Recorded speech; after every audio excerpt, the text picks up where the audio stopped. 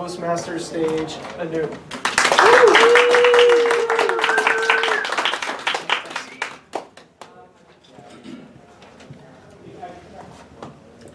December 29th, 1989. God decided to send a cute little baby, but a heavy baby on earth. Because the heaven was out of food. And a baby boy was born in a city called Nagpur. He was named Anup. It's spelled as A-N-N-O-O-P. Most Indian names come from an ancient language called Sanskrit, and every word has a meaning. Anup means the king, the only king. Now most of you must be wondering why God chose Nagpur. Nagpur is one of the beautiful cities in India. It has a warm and sunny weather which provides good agricultural conditions for oranges and mangoes, which by the way, mango is Anup's favorite fruit. And again, the mangoes we get here are not real mangoes.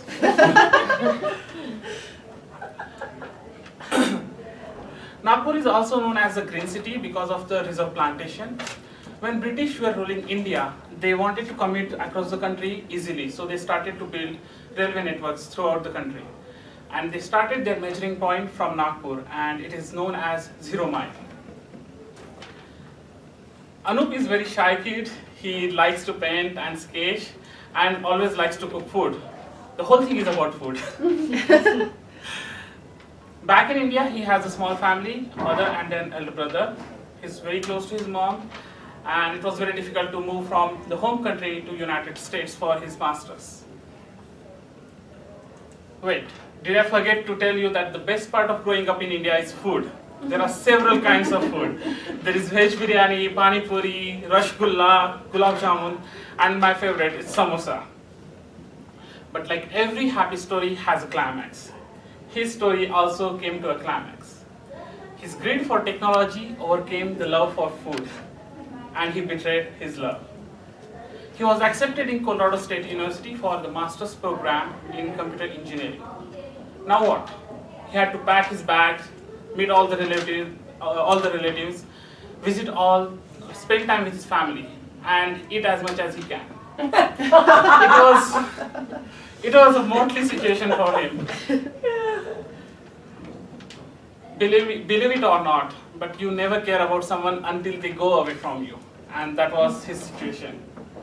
Most schools that accommodate international students, they have a homestay program. So the basic idea of the homestay program is to have international students to stay with local residents, to understand the culture, to understand the food, surroundings, and mostly the people. Anup was also assigned a family named Malanders. It was totally new for him, and he did not know how the things were going to be there, what food they eat, how do they talk. This was the first time he was moving out of the country. So he dropped an email to them to start the communication, and to his surprise, he got to know that they were non-vegetarian. And Anup, being grown up in India, he was vegetarian. So he asked them to bring in some groceries when he was going to be there. He reached Fort Collins on August 12 at 2 a.m. in the morning in 2014. He saw Layla at the door waving at him. She welcomed him warmly and showed him the house. She is a real nice person. John was asleep at that moment. He had to get to work early in the morning. Let me introduce John and Layla Malander. John is born and brought up in Colorado, where he has hiked almost every mountain. Layla Malander, she's from Israel, and she's an English teacher at CSU. How did these two guys meet? That's another different story. We will cover in future speeches. Feeling guilty to wake someone up that late in the night, he was he exchanged the greetings and he went to the bed. The next morning he woke up and he found out that there was nobody at home, although he was told that everybody will leave for work in the morning. It was surprising, at the same time it was relaxing because he needed some time to relax and to take the environment to relax with the environment. But now what? He got hungry again. He went to the kitchen and to find out the sandwiches that Layla had made. But being finicky about food, he decides to cook. He found the eggplant in the fridge and rice, and he made his first lunch at the place eggplant and rice. He was having his lunch, and Layla gets home. He was really embarrassed that he cooked a lunch in someone's place in their absence. But to his total surprise, Layla was overjoyed, and she said, like, this kid already feels home. 3 years down the line, Anup and Layla and John are going out together. They have been hiking together, they are going to the different restaurants, and they have been introduced to Indian food. One incident he specifically wants to mention here, that 3 years down the line, on one of their lunch dates, Layla Malander goes to the restaurant manager and tells him, "Your food is not spicy. you got to cook authentic Indian food." Yes, it is very difficult to leave your family back in India and move to some other place, but it is also a good lesson in life that you can go to different places and connect to different people. He has Malanders by his side, so even though he misses his family, he has someone to take care of him. They always make sure that this guy is all right and taking his food on time. I hope with this speech I convey the message that if you are new to a place, make out new delicacies and share it with people, because food always connects people. Thank you.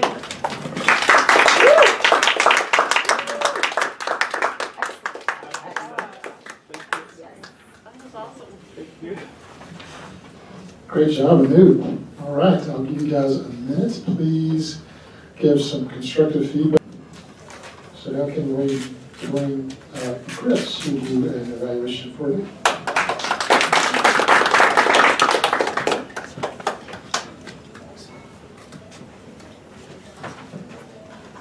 That was a hell of an icebreaker in there.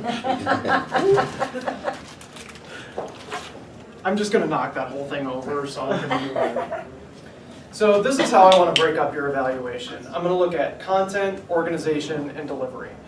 And so starting with content, the whole point of this speech is to introduce yourself to a new group. You did a fantastic job of that, and you proceeded through in a pretty logical way. You organized your speech time-wise, and from a content standpoint, you covered who, where, when, maybe a little bit of why. You introduced yourself, the who you made really clear, and you even told us what your name meant, and I thought that was absolutely fantastic, and it was funny. Where you were born, where you lived, when you changed from living in India to living in Fort Collins. And you also introduced a little bit of humor here and there. You were born when heaven ran out of food. I thought that was fantastic. I missed that. I remember I missed that. And so I think you did a wonderful job of giving us a very personal introduction to you, and that's the whole point of this speech. Organization-wise, again, I thought it was really effective. It was time organized, where you start off where you were born, where you spent your childhood, and then move to how you came here via Fort Collins. And the title of your speech was Food Connects People. From an organization standpoint, it could have been Food Connects Your Speech. This is how I was envisioning your speech in my head. Food was like the hub on the wheel, and everything else was like the spokes coming off of it. And I loved that. You had a constant theme throughout. You started with the things that your memories of your food from your childhood. You went to how you introduced food to your Indian food to your new family in Fort Collins, your American family. And it was kind of the undercurrent of your speech was food and the types of things that you got from food and how it's connected you to people. You know, one thing that I think you could do a little bit differently, even though since food was so clearly the theme and it's so clearly connected to the speech, you could have been more specific about what foods you were making, what foods you were enjoying. I mean, you did give us some specific examples.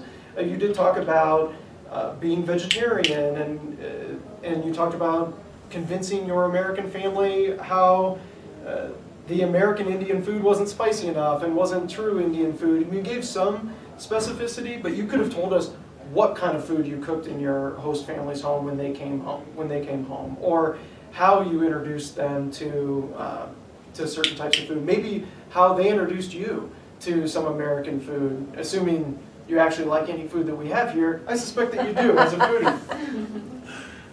So that's something that you probably could have done a little bit differently. But then again, that's kind of nitpicky.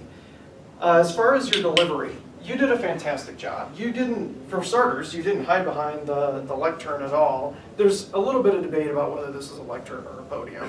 I maintain that it's a lectern, but I might just be getting picky. But regardless, you didn't hide behind it. I love the fact that you had a sheet of paper. As far as I could tell, it was typewritten on both sides. And you didn't read anything off that paper. You paused occasionally, looked at it to kind of collect yourself, figure out where you were, and then you put the paper aside and you looked at us. The eye contact was great. I didn't see your eyes move around the room very much. That might have been effective. But frankly, I don't think it mattered a heck of a lot. Your eyes were up, they weren't looking down, you were engaged, you were smiling. That's important. That's something that a lot of times we forget to do, especially when we're nervous. I know I have. When I'm just trying to get something out, sometimes I forget that my face actually has an expression on it, whether I want it to or not. And you did a great job of controlling that. You were smiling, you were engaged. When you told a joke and everybody laughed, you chuckled too. I think that's important. It makes it seem like you're actually having a conversation with the audience rather than just speaking to the audience. I think your other goals included pronouncing words clearly. What else did you? Oh, presenting without fear. I think you did a great job of that. The pronouncing things clearly, look, that's tough. This is your second language. I'm not going to lie, there were some words I didn't catch. And some of that might be my failing. So that's probably something that, assuming that you continue to give speeches in English, probably something you can still work on, because you're probably dealing with a bunch of idiots like me who can't figure out what somebody's saying all the time. But I don't think that's really your failing. I can tell that you did a really good job of that. I'm actually very impressed with your English. And again, I can't imagine how difficult it is to come up and give a speech in your second language. And I just think you did an absolutely wonderful job of that. In my view, you really accomplished your goals with this speech. And so I applaud you for that. I really can't think of any other criticisms or anything else that I would improve upon. I think you did a wonderful job.